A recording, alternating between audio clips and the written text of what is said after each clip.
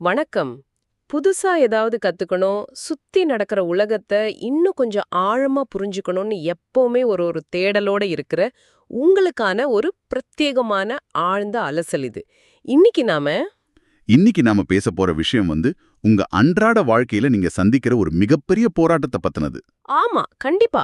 ஒரு பக்கம் பாத்தீங்கன்னா, நம்ம மாடர்ன் நியூரோ சயின்ஸ், அதாவது நரம்பியல் பத்தி உங்களுக்கு நல்லாவே தெரிஞ்சிருக்கலாம். இன்னொரு பக்கம் ஈஸ்டர்ன் பிலாசபி. இந்த கீழைக்கத்திய தத்துவங்கள் உங்களுக்கு புதுசா இருக்கலாம். ஆனா இது ரெண்டையும் இணைக்கிற ஒரு புள்ளி இருக்கு. அதுக்காக இன்னைக்கு நாம தேடி படிச்ச மூல புத்தகம் தேவதத் பட்டநாயக் எழுதின தர்மம், அர்த்தம், காமம், மோக்ஷம். இன்னைக்கு உலகத்துல நமக்கு உடனடியா கிடைக்கிற இந்த ஒரு டோபமைன் இன்பத்துக்கும் நீங்க காலத்துக்கு நிலைச்சு நிக்கிற மனநிறைவுக்கும் நடுவுல பெரிய யுத்தமே நடந்துட்டு இருக்கு இல்லையா? நிஜமாதான். இந்த மாடர்ன் பிரச்சனைக்கு ஆயிரக்கணக்கான வருஷங்களுக்கு முந்தைய தத்துவங்கள் எப்படி ஒரு அட்டகாசமான தீர்வை கொடுக்குது அப்படிங்கறத பத்தி தான் இன்னைக்கு நாம ஆழமா பேச போறோம். சரி, இதை கொஞ்சம் விரிவாக பார்ப்போம். சொர்க்கத்தோட அரசனான இந்திரனோட கதையிலிருந்து ஆரம்பிக்கலாம். இந்திரன் என்ன பண்றானா, தேவலோக சிற்பியான விஸ்வகர்மாவை கூப்பிட்டு ஏன் அந்தஸ்துக்கு ஏத்த மாதிரி பிரம்மாண்டமான ஒரு அரண்மனைய கட்டு அப்படின்னு சொல்றான். அவரும் கட்டி கொடுக்கறாரு. ஆனா இந்திரனுக்கு திருப்தியே இல்ல. இன்னும் பெருசா கட்டு, இன்னும் பிரம்மாண்டமா கட்டு அப்படின்னு கேட்டுக்கிட்டே இருக்கிறான். இன்னைக்கு இருக்கிற சில பில்லியனர்கள் பெரிய கப்பல் வாங்கினத பத்தாதுன்னு விண்வெளிக்கு ராக்கெட் விடுறாங்களே, கிட்டத்தட்ட அதே மாதிரி ஒரு முடிவில்லாத அதிருப்தி. அந்த அதிருப்தி தான் இந்த கதையோட மையப்புள்ளியே. விஸ்வகர்மாவுக்கு ஒரு கட்டத்துல ரொம்ப சலித்து போயிடுது. அவரு நேரா விஷ்ணு கிட்ட போய் உதவி கேட்கிறாரு. விஷ்ணு ஒரு சின்ன பையன் உருவத்துல இந்திரன் முன்னாடி வராரு. அந்த பிரம்மாண்டமான அரண்மனைகளையெல்லாம் பார்த்துட்டு அந்த பையன் சிரிக்கிறான். சிரிச்சிட்டு, உனக்கு முன்னாடி வாழ்ந்த இந்திரன்களோட அரண்மனைகளை விட இது ஒன்னும் அவ்வளோ பிரமாதமா இல்லையே அப்படின்னு ரொம்ப கேஷுவலா சொல்றான். இந்திரனுக்கு தூக்கி வாரி போடுது. எனக்கு முன்னாடி வேற இந்திரன்களா அப்படின்னு கேக்குறான். அதுக்கு அந்த பையன், இந்த பிரபஞ்சம்ங்கிறது ஒரு முடிவிலி, அதாவது ஒரு இன்ஃபினிட்டி. ஒரு கடற்கரையில இருக்கிற மணல் துகள்கள் எவ்வளோ இருக்குமோ அந்த அளவுக்கு கணக்கற்ற இந்திரன்கள் இருந்திருக்காங்க. இனிமேலும் வருவாங்க, ஒவ்வொருத்தரும் இப்படிதான் அரண்மனை கட்டிட்டு இருக்காங்க அப்படின்னு சொல்றான். இங்க ஆச்சரியப்பட வைக்கும் விஷயம் என்னவென்றால், அதாவது மதிப்பு அல்லது மூல்யாங்கிற விஷயம் இயற்கையில எப்படி உருவாகுது, மனுஷங்க அதை எப்படி பார்க்கறாங்க அப்படிங்கிற வித்தியாசம்தான். இயற்கையை எடுத்துக்குங்க. விலங்குகள் தாவரங்களை சாப்பிடுது. ஆனா மனுஷங்க மட்டும்தான் மார்க்கெட் அல்லது சந்தை அப்படிங்கிற ஒரு அமைப்பை உருவாக்கி பொருட்களை பரிமாறி தங்களுக்கு தாங்களே ஒரு புதுவிதமான மதிப்பை உருவாக்கிக்கிறாங்க. அப்போ நாம என்ன நினைக்கிறோம்னா, நம்ம கிட்ட எவ்வளவு பொருட்கள் சேர்ந்துகிட்டே இருக்கோ அந்த அளவுக்கு நமக்கு சமூகத்துல மதிப்பு கூடிக்கிட்டே போகுதுன்னு நம்புறோம். இந்திரன் எப்படி பெரிய அரண்மனையை கட்டி தன் மதிப்பை நிரூபிக்க நினைச்சானோ அதே மாதிரிதான் நாமளும் வீடு, காரு, பேங்க் பேலன்ஸ்னு பொருளை சேர்க்கறதன் மூலமாவே நம்ம அடையாளத்தை தேடுறோம். ஆனா இந்த முடிவில்லாத தேடல் தான் நம்மளோட அத்தனை மன அழுத்தத்துக்கும் காரணம்னு இந்த புத்தகம் ரொம்ப அழகா சொல்லுது. இங்கேதான் விஷயம் ரொம்ப சுவாரஸ்யமாகிறது. எப்படி? நமது பழங்கால தத்துவத்தோட 4 தூண்களான தர்மம், அர்த்தம், காமம், மோக்ஷம், இது 4ஐயும் மாடர்ன் சயின்ஸ் சொல்லக்கூடிய 4 முக்கியமான மகிழ்ச்சி ஹார்மோன்களோட பட்டநாயக் ஒப்பிடுறாரு. இது பலருக்கும் ஒரு ஒரு ஆஹா மூமெண்டா இருக்கும். இத ஒரு பரந்த கண்ணோட்டத்துல நாம இணைத்து பார்த்தால் இந்த ரெண்டுக்கும் இருக்கிற ஆழமான தொடர்பு புரியும். முதல்ல அர்த்தம் அப்படிங்கிற தூணை எடுத்துக்கலாம். அர்த்தம்னா இலக்குகளை அடையிறது, வெற்றியை நோக்கி ஓடுறது, செல்வத்தை சேர்க்கிறது. இத நரம்பியல் அறிவியல்ல டோபமைன் ஹார்மோனுக்கு இணையா சொல்லலாம். நீங்க ஒரு பெரிய ப்ராஜெக்ட முடிக்கும் போதோ இல்ல உங்க போன்ல ஒரு போஸ்டுக்கு 100 லைக்ஸ் வரும்போதோ ஒரு உற்சாகம் கிடைக்கும் இல்லையா? அதுதான் டோபமைன். ஆனா இதோட பிரச்சனை என்னன்னா, இது ரொம்ப குறுகிய கால இன்பம். மாடர்ன் உலகத்துல நாம எல்லாரும் இந்த டோபமைன் போதைக்கு தான் அடிமையா இருக்கோம். இன்னும் வேணும், இன்னும் வேணும்னு ஓடிக்கிட்டே இருக்கோம். அதனாலதான் நாம ஒரு ஹெடோனிக் த்ரெட்மில் மாதிரி எவ்வளவு ஓடினாலும் ஒரே இடத்துல இருக்கிற மாதிரி ஒரு விரக்திய உணர்றோம். ஆனா இந்த அதிருப்தியை சரி பண்ற விஷயம்தான் தர்மம் இல்லையா? தர்மத்தை எப்படி செரட்டோனின் ஹார்மோனோட ஒப்பிடலாம்? ரொம்ப சுலபம். டோபமைன் உங்களை மட்டும் மையப்படுத்தினது. ஆனா தர்மம்ங்கிறது சமுதாயத்துக்கு திருப்பி கொடுப்பது, மத்தவங்கள அரவணைக்கிறது. நீங்க இன்னொருத்தருக்கு எந்த எதிர்பார்ப்பும் இல்லாம உதவி செய்யும் போது உங்க மூளையில சுரக்கிறது தான் செரட்டோனின். கரெக்ட். இது ஒரு அமைதியான நீண்டகால மகிழ்ச்சியை தரக்கூடிய ஹார்மோன். அதிக டோபமைனை தேடி ஓடும்போது செரட்டோனின் உற்பத்தி குறைஞ்சு கடைசியில அது டிப்ரெஷன்ல கொண்டு போய் விட்டுடும். அதுக்காக தர்மம் மட்டும் போதும், டோபமைன் தேவையே இல்லைன்னு சொல்ல முடியாது. ரெண்டும் பேலன்ஸ் ஆகணும். அதுக்கப்புறம் வர்றதுதான் 3வது தூண், காமம். இத பத்தி பலருக்கும் நிறைய தவறான புரிதல்கள் இருக்கு. ஆனா இங்க காமம்ங்கிறது ஒருத்தரோட விருப்பம், ஆசை, நெருக்கம். மத்தவங்களால நாம விரும்பப்படணும் நினைக்கிற அந்த உணர்வு. குடும்பம், நண்பர்கள்னு ஒரு பாதுகாப்பான வட்டத்துக்குள்ள நாம உணர்ற அந்த அன்ப ஆக்சிடோசின் அப்படிங்கிற ஹார்மோனோட ஒப்பிடலாம். இது ஒரு அரவணைப்பு ஹார்மோன். இது நம்மள சமூகத்தோட பிணைச்சு வைக்குது. கடைசியா மோக்ஷம். மோக்ஷன்னா ஏதோ சந்நியாசம் போறது கிடையாது. இது வலியில இருந்தும் அதிகப்படியான அழுத்தத்தில இருந்தும் விடுபடும் போது கிடைக்கிற ஒரு ஆழமான நிம்மதி. இத என்டார்ஃபின் ஹார்மோனோட பொருத்தி பார்க்கலாம். என்டார்ஃபின்ங்கிறது ஒரு இயற்கையான வலி நிவாரணி. நம்ம உடம்போ மனசோ ரொம்ப கஷ்டப்படும் போது அதிலிருந்து ரிலீஃப் ஆகிறதுக்கான ஒரு மெக்கானிசம் தான் இது. ஆக செரோட்டோனின், டோபமின், ஆக்சிடோசின், என்டார்ஃபின் இந்த நாலுமே ஒருத்தருக்கு பேலன்ஸா இருந்தா மட்டும்தான் உண்மையான மகிழ்ச்சி கிடைக்கும். அதத்தான் பழங்காலத்துல தர்மம், அர்த்தம், காமம், மோக்ஷம்னு 4 தூணுகளா பிரிச்சு வாழ்க்கையை இந்த நாளையும் சுத்தி வடிவமைச்சாங்க.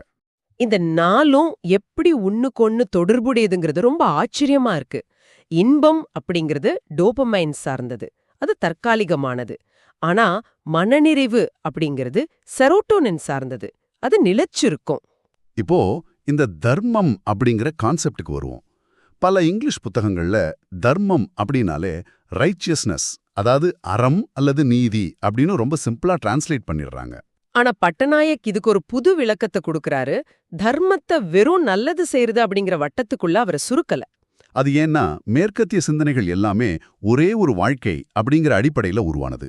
ஆனா இந்திய தத்துவங்கள் மறுபிறவி, கர்ம வினை இது எல்லாம் அடிப்படையாக கொண்டது. ரிக்வேதத்துல தர்மம் அப்படிங்கிற வார்த்தைய ஒரு சமுதாயத்தோட அடித்தளம், நிலைத்தன்மை, குறிப்பா சொல்லணும்னா வேதகால நிர்வாகம் அப்படிங்கிற அர்த்தத்துல தான் பயன்படுத்துறாங்க. தர்மம்னா ஏதோ ஒரு தனி மனிதனோட ஒழுக்கம் மட்டும் கிடையாது. அது ஒட்டுமொத்த சமூகத்துக்கான ஒரு கட்டமைப்பு.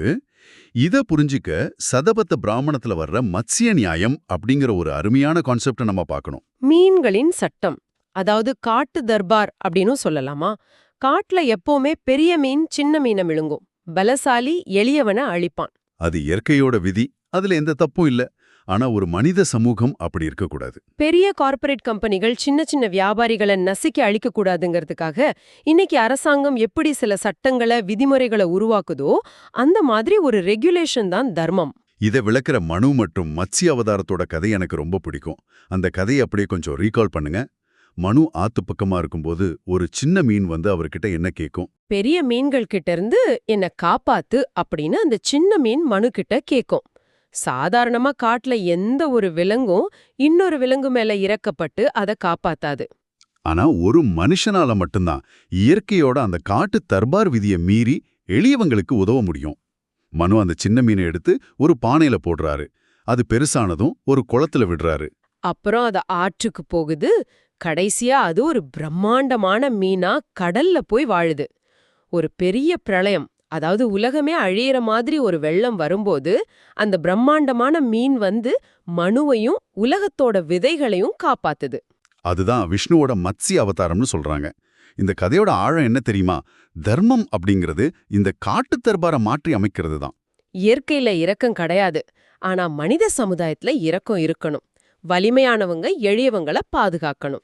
அப்படி நீங்க ஒரு சின்ன மீனை பாதுகாக்கும் போது அது நாளைக்கு ஒரு பெரிய பிரளயத்திலிருந்து ஒட்டுமொத்த சமுதாயத்தையும் காப்பாற்றுறோம். அதுதான் தர்மம். வேதகால நிர்வாகம் அப்படிங்கிறது இததான் வலியுறுத்துது. ஒரு அரசாங்கம் செய்ய வேண்டிய அடிப்படை வேலையே இந்த மத்ஸ்ய நியாயத்தை தடுத்து நிறுத்துறது தான். ஆக தர்மம் அப்படிங்கிறது ஒரு சிஸ்டம். பெரிய மீன் சின்ன மீனை சாப்பிடாம தடுக்கிற ரூல்ஸ். சரி, இப்போ ஒரு சந்தைக்கு தர்மம் ஒரு பாதுகாப்பை கொடுக்குதுன்னு வச்சுக்கிட்டா அந்த சந்தையில வியாபாரம் நடக்கிறதுக்கு ஒரு உந்து சக்தி வேணும்ல? மனுஷங்க ஏன் பரிமாற்றம் செஞ்சுக்கணும்? அங்கதான் காமம் உள்ள வருது இல்லையா? எந்த ஒரு வியாபாரம் அல்லது செயலுக்கும் தொடக்க புள்ளியே ஆசைதான் அப்படின்னு புத்தகம் சொல்லுது. ஆனா நாம காமம்னாலே ஏதோ பாலியல் ரீதியான விஷயம்னு மட்டும் நினைச்சிட்டு இருக்கோம். அது ரொம்ப தவறான புரிதல். உங்களுக்கு ஒரு பொருளை வாங்கணும்னு ஆசை வந்தாதானே நீங்க சந்தைக்கே போவீங்க. அந்த ஆசை இல்லைன்னா அங்க வியாபாரமே நடக்காது. பட்டநாயக் இந்த காமத்தை ரசத்தின் பாத்திரம் அப்படின்னு ரொம்ப கவித்துவமா சொல்றாரு. ரசம்னா அந்த உணர்வு, ஈர்ப்பு. பழங்கால சந்தையில, அதாவது பஜார்ல பொருட்களை விற்கிற வியாபாரியும் கலைகளை வழங்கி மக்களை ஈர்க்கிற கணிகையும் 2 பேருமே செல்வத்தை உருவாக்குறவங்களா பார்க்கப்பட்டாங்க. அங்க ஒரு நெருக்கம் இருந்துச்சு, விருப்பம் இருந்துச்சு. வெறும் லாப நஷ்டம் மட்டுமே அங்க கணக்கு கிடையாது. ஆனா இந்த சாப்டர் 11ல வர்ற ஆடியன்ஸ் இஸ் அ கஸ்டமர் அப்படிங்கிற கான்செப்ட படிக்கும்போது மாடர்ன் உலகத்தோட நிலைமையை நினைச்சா கொஞ்சம் கவலையா தான் இருக்கு. இன்னைக்கு பிசினஸ் அப்படிங்கிறது மனித உணர்வுகளை, நெருக்கத்தை எல்லாம் தூக்கி போட்டுட்டு எல்லாரையும் வெறும் வாடிக்கையாளர்களா மட்டும் சுருக்கி பாக்குது. காமம் அப்படிங்கிறது இன்னைக்கு வெறும் கஸ்டமர் அக்விசிஷன். உங்க டேட்டாவை வச்சு உங்களை எப்படி ட்ரிகர் பண்ணலான்னு மார்க்கெட்டிங் பண்றாங்க. குறிப்பா மாடர்ன் மார்க்கெட்டிங் தந்திரங்கள் நம்மள யோக நிலையில இருந்து, அதாவது பற்றற்ற எனக்கு இது போதும்னு இருக்கிற அமைதியான நிலையிலிருந்து வலுக்கட்டாயமா போக நிலைக்கு, அதாவது தொடர்ச்சியான நுகர்வு நிலைக்கு இழுத்துட்டு போகுது. உங்களை அமைதியா இருக்கவே விட மாட்டாங்க. நீங்க ஒரு வாட்டி ஒரு ஷூ ஆன்லைன்ல தேடிட்டா போதும், அடுத்த ஒரு மாசத்துக்கு நீங்க பாக்குற எல்லா இடத்துலயும் அந்த ஷூ ஆட் வந்து உங்க வாழ்க்கையில அந்த ஷூ இல்லனா உங்க அடையாளமே போயிருங்கிற அளவுக்கு ஒரு போலியான ஆசையை உருவாக்குவாங்க. உங்களை எப்பவுமே ஒரு அதிருப்தியான நிலையில வச்சிருக்கிறது தான் அவங்களோட பிசினஸ் மாடலே. அதுதான் நாம முதல்ல பார்த்த அந்த டோபமின் ட்ராப். அப்போ இது ஒரு பெரிய சைக்கிள் மாதிரி இருக்கு. தர்மம் நம்மளே பாதுகாக்குது, ஆனா அர்த்தமும் காமமும் இந்த மாடர்ன் உலகத்துல நம்மள ஆசையோட வலையில சிக்க வச்சுக்கிட்டே இருக்கு. சரி, இதுல இருந்து தப்பிக்கவே முடியாதா? எப்படி வெளியே வர்றது? அதுக்கு தான் மோட்சம் தேவையா? மோட்சம்னா எல்லாரும் சொல்ற மாதிரி குடும்பத்தை விட்டுட்டு காவி கட்டிக்கிட்டு காட்டுக்கு போறதா? சத்தியமா இல்ல.